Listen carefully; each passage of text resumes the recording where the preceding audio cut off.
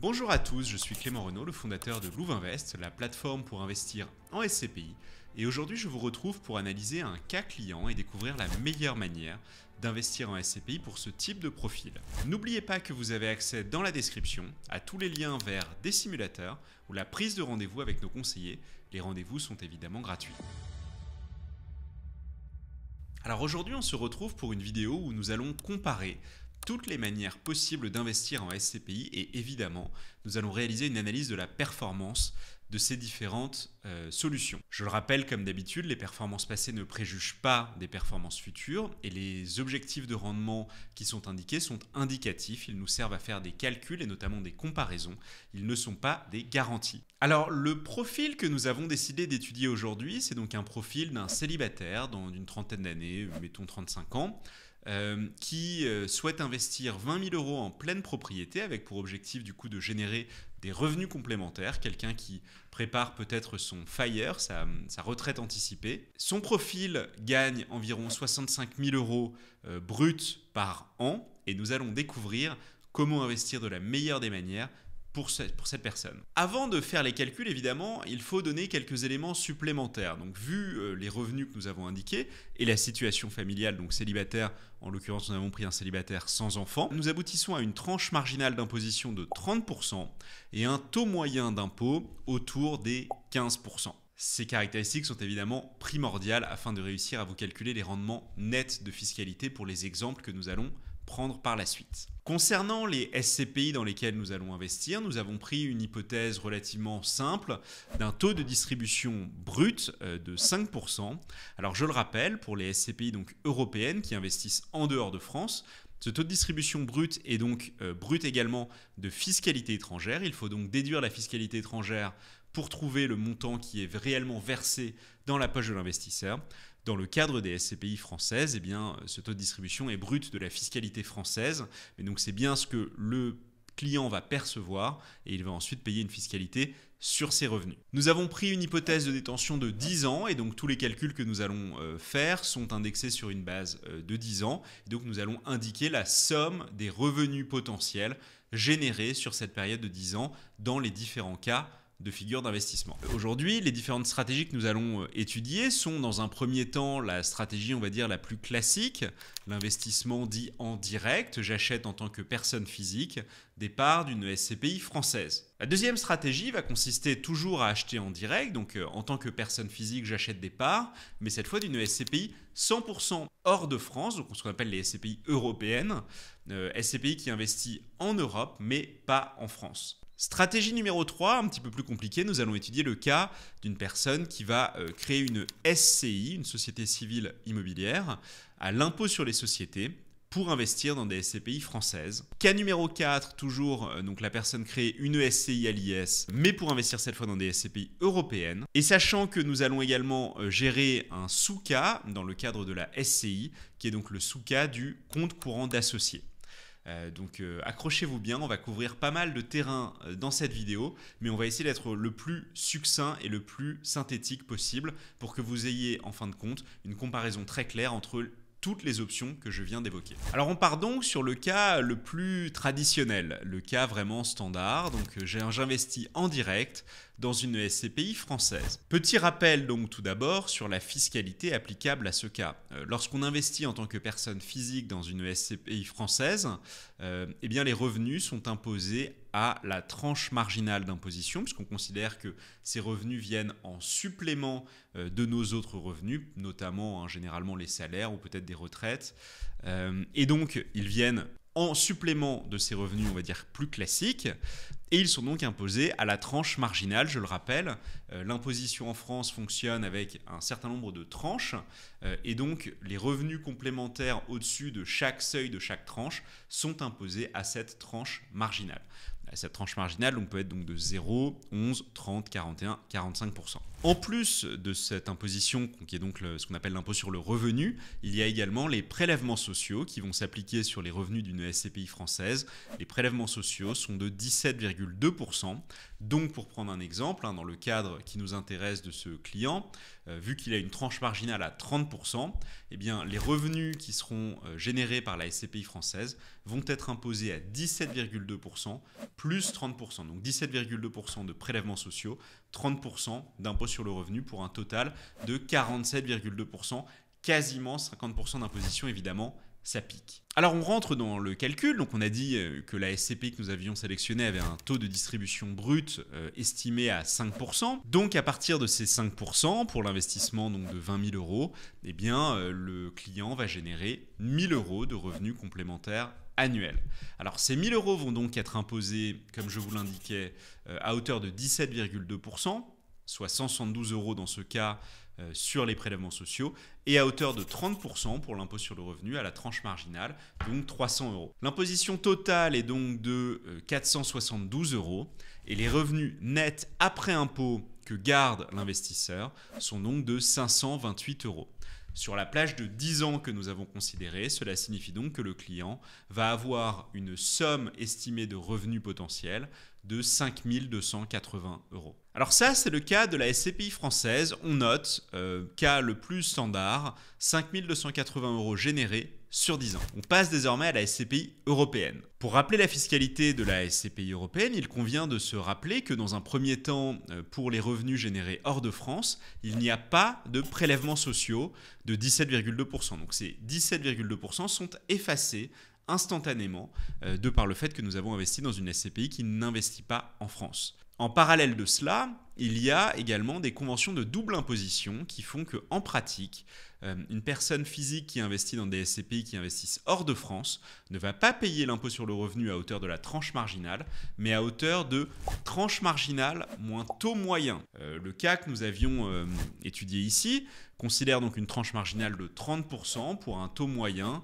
de 15%, et donc l'imposition sur le revenu qui va être applicable sur les revenus de SCPI européennes investissant hors de France est donc de 30 moins 15%, soit 15%. À cela, il convient néanmoins de se rappeler que le taux de distribution, selon la méthode officielle dite de l'ASPIM, pour les SCPI européennes investissant hors de France, est ce que l'on appelle un taux de distribution brut de fiscalité étrangère. En effet, la SCPI va s'acquitter d'un impôt à la source dans le pays dans lequel elle a des biens. Et donc cet impôt peut varier. Par exemple, en Allemagne, il est de 15,8%. Il peut être plus élevé, par exemple, en Espagne ou en Italie. Ça dépend des pays. Mais donc, la SCPI va s'acquitter de cet impôt à la source. C'est ce qu'elle va verser à l'investisseur. Et donc, ce qu'on appelle le TD net de fiscalité étrangère, qui est donc le taux de distribution après ce prélèvement de l'imposition à la source. Donc, pour englober la totalité de la fiscalité d'une SCPI investissant hors de France, il faut donc ajouter cette imposition à la source à l'imposition que je vous expliquais, qui est tranche marginale moins taux moyen. On n'a pas les prélèvements sociaux, donc là, dans ce cas-là, c'est uniquement l'imposition à la source et tranche marginale moins taux moyen. Alors on fait le calcul. On se base généralement sur une hypothèse moyenne qui peut être dépendante des pays dans lesquels la SCPI investit, mais qui, de manière générale, est une assez bonne approximation d'une imposition à la source dans le pays étranger de 20%.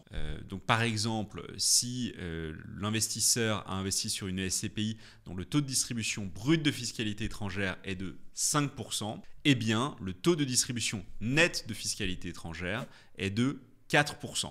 Donc, on reprend les calculs. L'investisseur a mis 20 000 euros. Il génère donc, via un taux de distribution brut de fiscalité étrangère, 1 000 euros de revenus. En réalité, le taux de distribution net de fiscalité étrangère qui lui est réellement versé est de 800 euros, 4% fois 20 000 euros. Et sur ces revenus s'applique donc la fiscalité française aux 15% que je vous avais calculé, tranche marginale, moins taux moyen. L'imposition sur le revenu pour ce client va donc être de 15% sur les 1 000 euros de revenus bruts, soit 150 euros. Ce que l'investisseur va donc in fine percevoir est donc 1 000 euros moins 200 euros dans le pays d'origine, moins 150 euros en France, soit 650 € net de toute fiscalité pour le cas de la SCPI européenne. Alors sur ce simple exemple, on voit tout de suite déjà l'avantage de la SCPI européenne, puisque sur la SCPI française, sur le mode détention en direct, nous aboutissions à des revenus complets sur 10 ans de 5 280 €. Et là, dans le cadre de la SCPI européenne, sur 10 ans, nous aboutissons donc sur 6 500 € de revenus potentiels nets de toute fiscalité, un gain très appréciable. Ce cas, notamment ces deux premières comparaisons, illustrent parfaitement la raison pour laquelle peut-être que vous avez pu lire ou voir dans des vidéos le fait que nous recommandons très souvent des SCPI européennes pour toutes les personnes ayant des tranches marginales à 30% ou plus. Et c'est immédiat sur cet exemple très simple. Le fait de passer avec un taux de distribution brut égal entre une SCPI européenne et une SCPI française, sachant en fait en plus que généralement le taux de distribution brut est un petit peu plus élevé sur les SCPI européennes pour une raison très simple, comme elles peuvent acheter dans tous les pays d'Europe et elles ne s'en cantonnent pas à la France, elles sont généralement capables d'avoir des taux de distribution un peu plus élevés.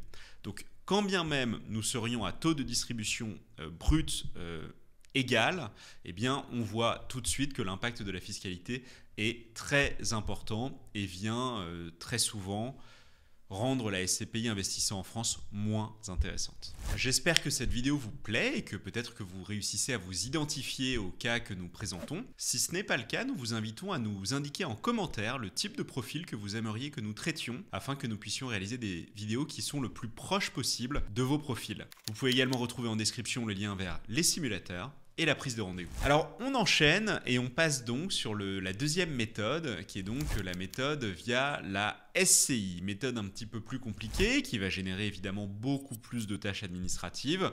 Vous allez généralement devoir prendre un comptable, vous allez devoir suivre avec beaucoup plus d'attention toutes les dépenses afférentes à la gestion de la SCI. Donc c'est quelque chose que nous allons assez rarement recommandé en réalité sur des montants aussi faibles que 20 000 € comme nous venons de l'évoquer, mais on va quand même faire les calculs pour voir si ce serait intéressant. Nous avons également réalisé une vidéo dédiée au sujet de la SCI qui plonge plus en détail sur les mécanismes de la fiscalité et de la création de ce type de société, et nous vous invitons donc à vous y référer si vous souhaitez plus de détails sur la SCI. Donc sur la SCI, on repart toujours de nos revenus bruts, 5%, 20 000 €, ça génère 1 000 € annuels bruts. Comme ces revenus sont générés au sein d'une SCI à l'impôt sur les sociétés, eh bien, ce revenu, pour peu que ce soit le bénéfice, est donc imposé à l'impôt sur les sociétés. Donc, on va dire 15%, puisque 1 000 € c'est inférieur au seuil à partir duquel l'impôt sur les sociétés passe à 25%, seuil qui est à 42 500 € à l'heure actuelle. Donc, on a déjà 150 € d'impôt sur les sociétés à acquitter. Ensuite, nous l'avons dit dès le début de la vidéo, notre client souhaite se verser des revenus complémentaires. Il ne va donc pas laisser fructifier les gains au sein de la SCI, ce qui peut être une autre approche, de laisser fructifier pour faire un petit effet boule de neige, mais là ce n'est pas le cas que nous allons considérer.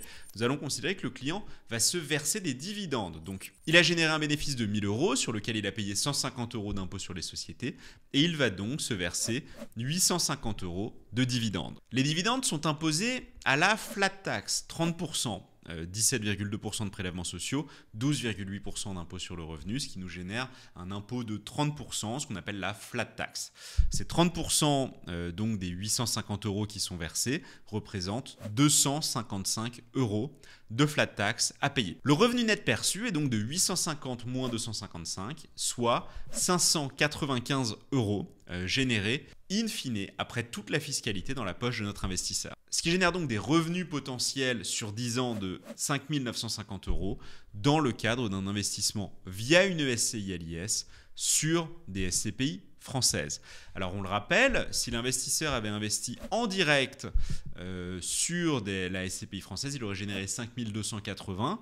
On voit donc que le passage par la SCI à l'IS, dans ce cas, génère plus de revenus puisqu'il pourrait générer dans ce cadre 5 950. Alors attention évidemment, l'exemple est très schématisé. Il y a beaucoup d'autres charges qui vont s'additionner si vous créez une SCI, notamment ne serait-ce que des frais de comptabilité. On va maintenant faire une petite variante de ce cas de la SCI à l'IS. Là, comme vous l'avez vu, nous avons pris un cas très simple. La SCI génère un bénéfice, s'acquitte de l'impôt sur les sociétés et verse un dividende. C'est le cas le plus standard. Mais il existe une variante assez intéressante dans laquelle notre investisseur va apporter via ce qu'on appelle le compte courant d'associé les 20 000 euros à la SCI.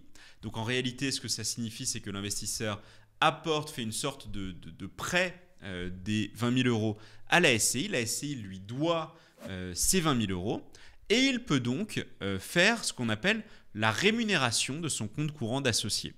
C'est quelque chose qui est encadré. On ne peut pas choisir une rémunération absurde, mais comme techniquement c'est un prêt que l'investisseur a consenti à la SCI, eh bien la SCI peut lui rémunérer. De même que si vous allez voir une banque, la banque va vous demander des intérêts sur les montants qu'elle va vous accorder.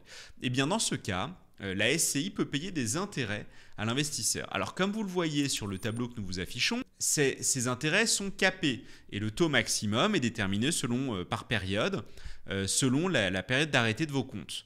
Mais comme vous le voyez, on est en ce moment, ça ne veut pas dire qu'on le sera dans le futur, mais on est en ce moment autour de 5%.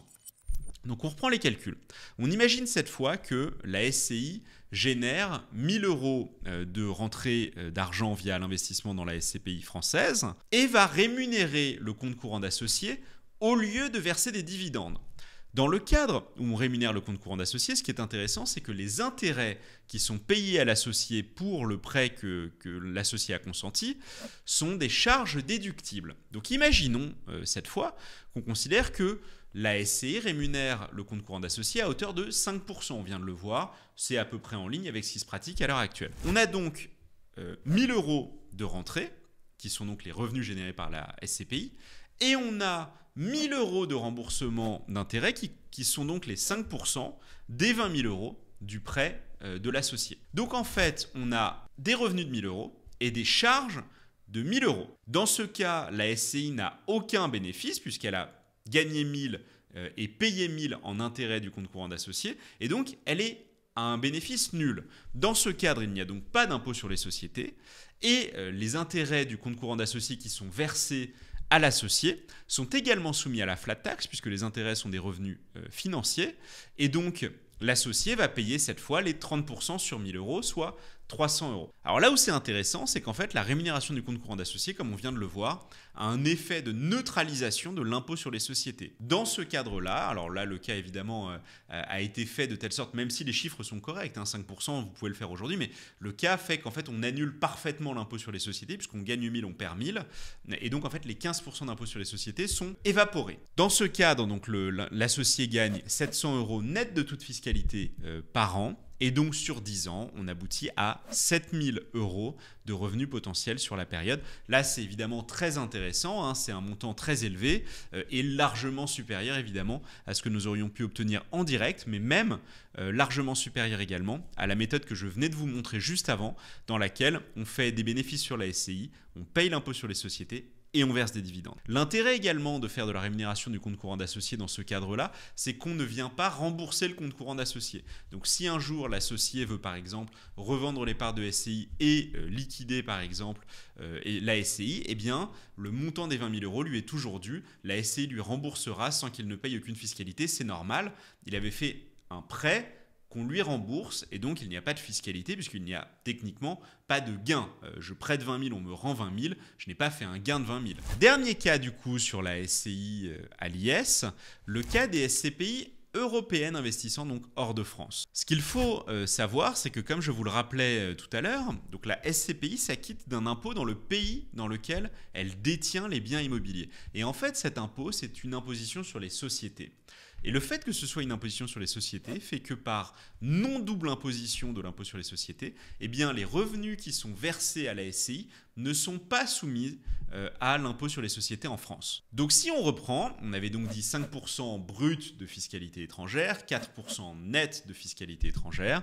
Sur les 20 000 euros, nous générons donc 800 euros net de fiscalité étrangère qui sont versés à la SCI. Sur ces 800 euros, comme je viens de le dire, pas d'impôt sur les sociétés. Et donc dans ce cadre-là, eh bien, on pourrait imaginer par exemple un versement de dividendes de la part de la SCI vers l'associé, avec donc une imposition à 30% des 800 euros générés. Ces 30% génèrent donc 240 euros d'imposition, donc l'associé touche 800 moins 240, 560 euros qui lui sont versés net de toute fiscalité. Donc ce qui est intéressant, c'est que sur 10 ans, via cette méthode, on pourrait générer 5 600 € de revenus potentiels. Alors je souligne plusieurs points sur ce cas. En fait, la rémunération du compte courant d'associé est plutôt moins intéressante dans le cadre d'une SCI qui investirait uniquement dans des SCPI européennes pour une raison très simple, c'est qu'en fin de compte, comme de toute façon elle ne paye pas d'impôt sur les sociétés, le fait de générer des charges via la rémunération du compte courant d'associé n'a pas de bénéfice puisqu'en fait on ne vient pas déduire de l'impôt sur les sociétés qui serait normalement dû. Dans ces calculs, évidemment, il y a quelques éléments qu'il faudrait peut-être clarifier. Si jamais la SCI faisait plus que 42 500 € de bénéfices, alors l'impôt sur les sociétés passerait à 25%, ce qui évidemment change drastiquement la donne. Également, comme on vient de le voir, dans ce cadre-là, en fin de compte, investir dans une SCPI européenne via une SCI à l'IS est même moins intéressant que investir dans des SCPI françaises via une SCI à l'IS. Et la raison est très simple. En fait, l'impôt sur les sociétés en France agit de manière symétrique, ou en tout cas en miroir, par rapport à l'impôt qui est acquitté dans le pays d'origine par la SCPI. Et donc, comme on a pris une hypothèse de 20% acquitté dans le pays d'origine et qu'on est dans le cas où l'impôt sur les sociétés en France est de 15%, bien évidemment, à TD brut égal de 5%, dans un cas, la SCI à l'IS va payer 15% en France et dans l'autre cas, la SCPI va payer 20% à l'étranger. Donc évidemment, c'est plus intéressant de payer 15% en France.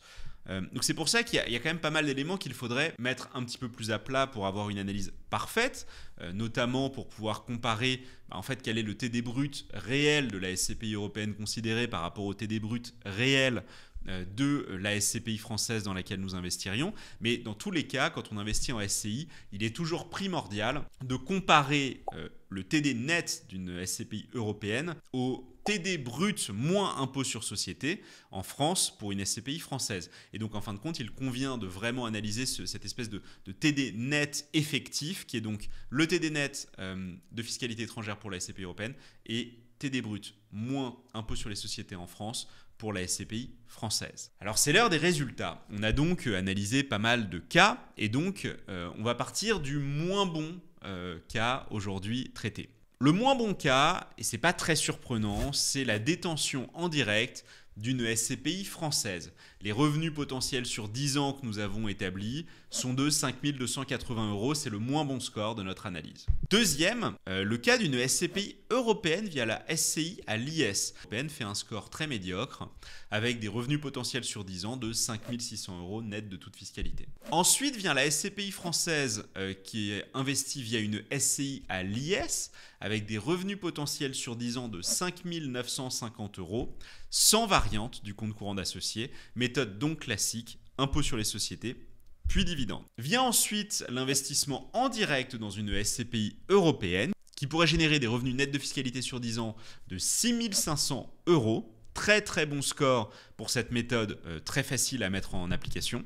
Et enfin, la meilleure solution qu'on aurait étudiée ici, c'est donc la SCPI française acquise via une SCI à l'IS dans laquelle on met en place une rémunération du compte courant d'associé puisque les revenus potentiels sur 10 ans avec les hypothèses qui ont été prises seraient de 7 000 €. C'est donc la palme d'or pour cette solution.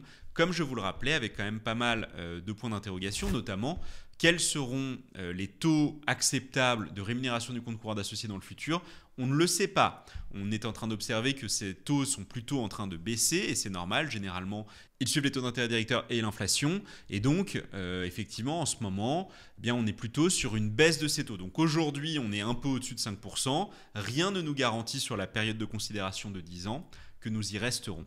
Et c'est peut-être le mot de la fin.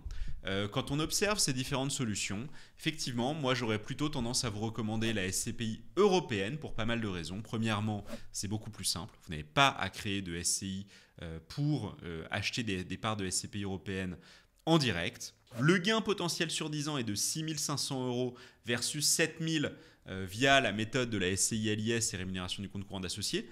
La différence est donc à mon avis très modeste et ne vaut pas toutes les démarches administratives que vous allez devoir gérer via une SCI à l'IS. Et en plus, je le rappelle, notre étude évidemment n'a pas pris en compte un certain nombre de coûts externes, les coûts de comptabilité, les coûts de frais administratifs et le fait qu'il y a quand même une véritable incertitude sur la possibilité de rémunérer le compte courant d'associé à des niveaux de 5% sur les 5, 10, 15 prochaines années. N'oubliez pas de nous dire en commentaire du coup les profils que vous aimeriez que nous traitions. Si ce profil correspondait à votre situation, dites-le nous également pour nous indiquer que c'est utile. Mais nous pouvons également réaliser des vidéos plus personnalisées par rapport à votre profil. Alors toutes ces mécaniques sur le compte courant d'associé peuvent vous paraître peut-être un peu complexes et il est vrai que je les ai traitées rapidement. L'objectif de cette vidéo n'était pas de rentrer dans un détail complet de la rémunération du compte courant d'associé. Nous allons réaliser une vidéo dédiée à ce sujet dans laquelle nous allons traiter en profondeur donc de l'apport en compte courant d'associé, de sa rémunération potentielle et de son remboursement. J'espère que cette vidéo vous a plu, que vous avez pu découvrir peut-être de nouvelles manières d'investir en SCPI. Et dans tous les cas, n'oubliez pas de vous abonner, de liker ou de commenter afin de ne rien rater de nos prochaines vidéos.